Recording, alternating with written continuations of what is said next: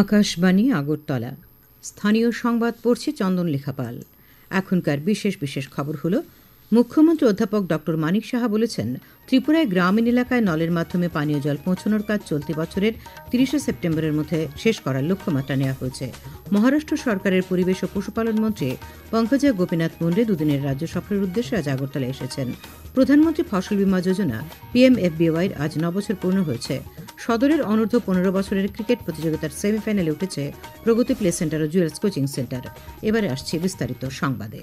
মুখ্যমন্ত্রী অধ্যাপক ড মানিক সাহা বলেছেন, ত্রিপুরায় গ্রামের এলাকায় নলের মাধ্যমে পানীয় জল পৌঁছানোর কাজ চলতি বছরের ৩০ সেপ্টেম্বরের মধ্যে শেষ করার লক্ষ্যমাত্রা নেওয়া হয়েছে।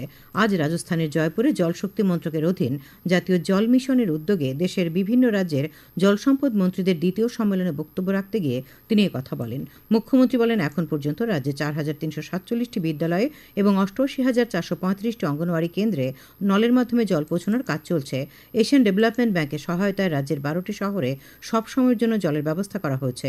মুখ্যমন্ত্রী বলেন, রাজ্যে ৭,৫০,০০০ বাড়ির মধ্যে ৬,৩৮,০০০ বাড়িতে জল পৌঁছানো হয়েছে। পানীয় জলের জন্য রাজ্যের ৮টি জেলার ৯৭৫টি অমৃত সরোবর তৈরি করা হয়েছে। তিনি আরও বলেন, জলের চাহিদা মেটাতে ৩০৩টি উদ্ভাবনী জল প্রকল্প গ্রহণ করা হয়েছে, যার মধ্যে ২৫১টির কাজ চলছে।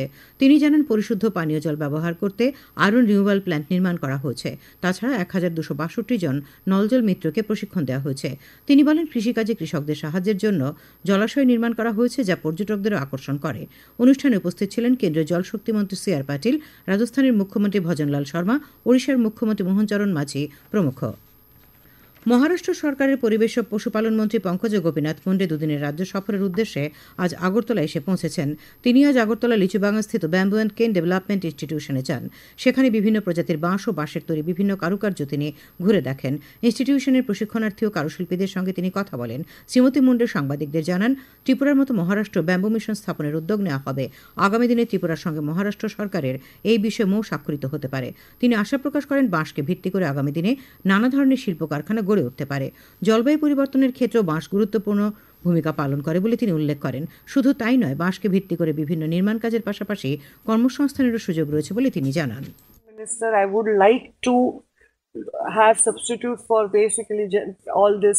We are in trying to increase jungle. We are trying to have green zones and save basically nature. All these things, if we can substitute that, it will give employment to the rural India farmers, and allied business will give further employment to the area where we are going to plant this. Let's hope for the best if it is done. Shrimati মুন্ডে আজ আগরতলায় বাঁশ সম্পর্কিত বিষয় নিয়ে রাজ্য সরকারের পদস্থ আধিকারিকদের সঙ্গে আলোচনা করেন। উপস্থিত ছিলেন মহারাষ্ট্র সরকারের পরিবেশ দপ্তরের প্রধান সচিব বিনীতা সিঙ্গল, রাজ্য সরকারের ব্যাম্বু মিশনের CEO চৈতন্য মূর্তি, অধিকর্তা মোহাম্মদ সাজাদ প্রমুখ। সাংসদ বিপ্লব কুমার দেবের পৌরোহিত্যে আজ আগরতলায় রাজ্য অতিথিশালায় পশ্চিম ত্রিপুরা জেলাভিত্তিক দিশা কমিটির পর্যালোচনা বৈঠক হয়। তিনি বলেন, কেন্দ্রীয় সরকারের বিভিন্ন প্রকল্প এবং পরিকল্পনা রাজ্য সরকার বাস্তবায়িত করে। এই পরিকল্পনাগুলিকে সঠিকভাবে জনগণের কাছে পৌঁছে দিতেই প্রতি 3 মাস অন্তর অন্তর দিশার বৈঠক হয়। এরই অঙ্গ হিসেবে বিভিন্ন দপ্তরের আধিকারিকদের নিয়ে আজ বৈঠক অনুষ্ঠিত হয়েছে। मीटिंग है दिशा, जिसमें 47-48 जो स्कीम सेंट्रल गवर्नमेंट की आती है और इसको सही ढंग से आप इम्प्लीमेंट कर दे तो अपने आप जनता के सभी काम हो जाता है। तो वही अभी पहली बार लिया हूँ, आफ्टर 3 मंथ्स में दोबारा बैठूंगा, सब मैं आउटपुट मांगूंगा। मैंने सभी ऑफिसर को बोला, आप रेस्पॉन्सिबिलिटी से भाग नहीं सकते और उसको टाइमली इम्प्लीमेंट करो, और इम्प्लीमेंट करते समय इसका आउटपुट भी पब्लिक को मिले, इसके ऊपर भी ध्यान दो। আগরতলার পূর্বাশা প্রাঙ্গণে চলছে কৃষি ও কৃষক কল্যাণ দপ্তরের উদ্যোগে 3 দিনব্যাপী FPO অর্থাৎ কৃষক উৎপাদন সংগঠন মেলা। আজ মেলার দ্বিতীয় দিনেও ক্রেতা বিক্রেতাদের দারুণ উৎসাহ পরিলক্ষিত হয়। এ নিয়ে একটি প্রতিবেদন। প্রথমবারের মতো FPO বা কৃষক উৎপাদন সংগঠন মেলা বেশ জমে উঠেছে। রাজ্যসহ বহিরাজ্যের FPO কৃষকরা তাদের উৎপাদিত ফসল একত্রে এই মেলায় বিপণন করতে পারছেন। কাঁচা লঙ্কা থেকে আদা, বিন্নি চাল থেকে কালো চাল, রয়েছে বিভিন্ন ধরনের সবজি। মেলা আয়োজনের অন্যতম কর্মকর্তা কৃষি দপ্তরের মার্কেটিং বিভাগের অধিকর্তা মানিকলাল দেববর্মা আকাশবাণীকে জানান, বহিরাজ্যের একটি সংস্থা FPO কৃষকদের এই উৎপাদিত ফসল বৃহৎ পরিমাণে কেনার ব্যাপারে আগ্রহ দেখিয়েছেন। নিজেদের প্রোডাকশন যাতে তারা ন্যায্য মূল্য পায়, ভালো একটা মার্কেট প্ল্যাটফর্ম যাতে পায়, এটাই হলো মেন উদ্দেশ্য এফপিও ফরমেশনের। আমরা যেটা বিন্নি চাল বলি এবং খাসা চাল যেগুলোকে বলি, ওরা ইন্টারেস্ট দেখিয়েছে যে ওরা বাল্ক কোয়ান্টিটিতে নিতে চায়। যদি বাল্ক কোয়ান্টিটিতে হয় তাহলে কৃষকদের মুনাফাটা বেশি হবে। সকল কৃষকদের উৎপাদিত ফসল একত্রে বিপণন করার জন্যই এই ধরনের মেলার আয়োজন করা হয়েছে বলে জানান কৃষি দপ্তরের সহ অধিকর্তা সুরাঙ্গিনা সরকার।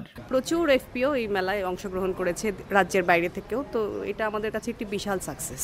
এফপিও মেলায় অংশ নিয়ে তরুণ কৃষকরা দারুণ খুশি বলে জানান বিভিন্ন স্থান থেকে আসা কৃষকরা। নমস্কার, আমার নাম নিটন দেবনাথ, বাড়ি পানিসাগর ব্লকের আন্ডারে জলবাসা পড়েছে।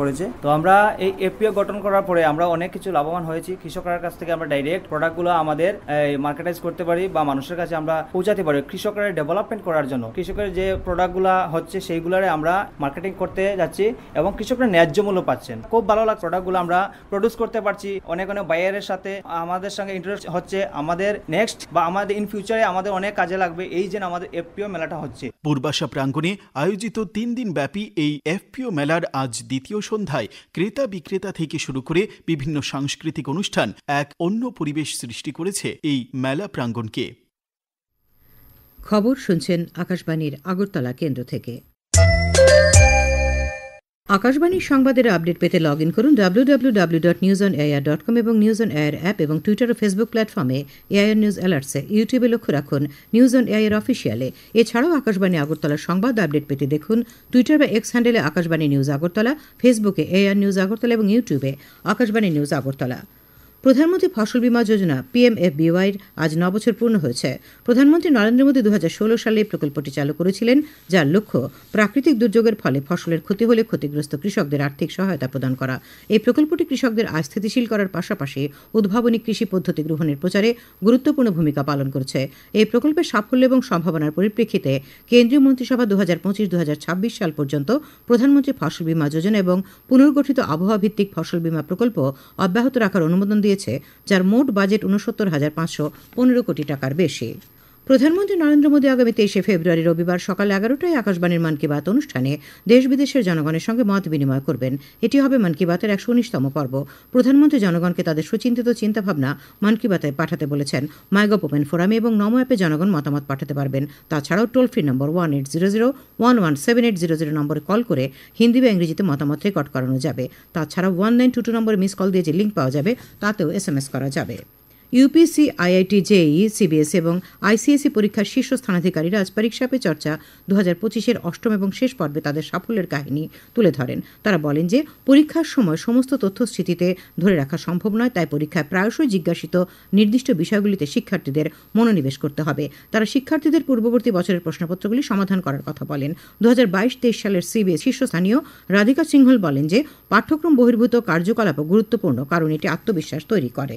ড্রোন টেকনোলজির মাধ্যমে আগরতলা পুর নিগম এলাকায় ভূমি জরিপের কাজ শুরু হয়েছে। পুর নিগমের কনফারেন্স হলে আয়োজিত অনুষ্ঠানে উপাধ্যক্ষ রামপ্রসাদ পাল আজ এই কর্মসূচির সূচনা করেন। উপস্থিত ছিলেন মেয়র দীপক মজুমদার, বিধায়িকা মীনা রানী সরকার, পুর কমিশনার শৈলেশ কুমার যাদব প্রমুখ। মেয়র জানান পুর নিগম এলাকায় এই ভূমি জরিপের কাজ আগামী 1 বছরে সম্পূর্ণ হবে।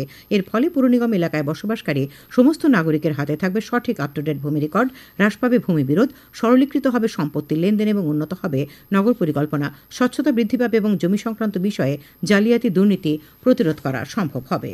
কেন্দ্রীয় সরকার ন্যাশনাল ক্যারিয়ার সার্ভিস প্রকল্পের আওতায় রাজ্যের model career centre district employment exchange আগরতলার ব্যবস্থাপনায় আজ শ্রমভবনে এক চাকরি মেলার আয়োজন করা হয়।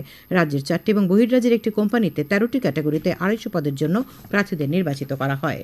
খেলার খবর। ত্রিপুরা ক্রিকেট অ্যাসোসিয়েশন পরিচালিত সদরের অনূর্ধ্ব 15 বছরের ক্রিকেট প্রতিযোগিতার সেমিফাইনালে উঠেছে প্রগতি প্লে সেন্টার ও জুয়েলস কোচিং সেন্টার। আজ আসরের শেষ 2টি কোয়ার্টার ফাইনাল অনুষ্ঠিত হয়। এতে নরসিংগড়ের পঞ্চায়েত মাঠে প্রগতি প্লে সেন্টার 111 রানে জিবি কোচিং সেন্টারকে এবং আম্বেদকর মাঠে জুয়েলস কোচিং সেন্টার 7 রানে এগিয়ে চলা শঙ্খকে হারিয়ে দেয়। শেষ করার আগে খবরের বিশেষ বিশেষ অংশগুলি আর একবার। মুখ্যমন্ত্রী অধ্যাপক ডক্টর মানিক সাহা বলেছেন, ত্রিপুরায় গ্রামীণ এলাকায় নলের মাধ্যমে পানীয় জল পৌঁছানোর কাজ চলতি বছরের 30 সেপ্টেম্বরের মধ্যে শেষ করার লক্ষ্যমাত্রা নেওয়া হয়েছে। মহারাষ্ট্র সরকারের পরিবেশ ও পশুপালন মন্ত্রী পঙ্কজা গোপীনাথ মুন্ডে দুদিনের রাজ্য সফরের উদ্দেশ্যে আজ আগরতলা এসেছেন। প্রধানমন্ত্রী ফসল বীমা যোজনার আজ 9 বছর পূর্ণ হয়েছে। সদরের অনূর্ধ্ব 15 বছরের ক্রিকেট প্রতিযোগিতার সেমিফাইনালে উঠেছে প্রগতি প্লে সেন্টার ও জুয়েলস কোচিং সেন্টার। স্থানীয় সংবাদ আজকের মতো এখানেই শেষ হলো।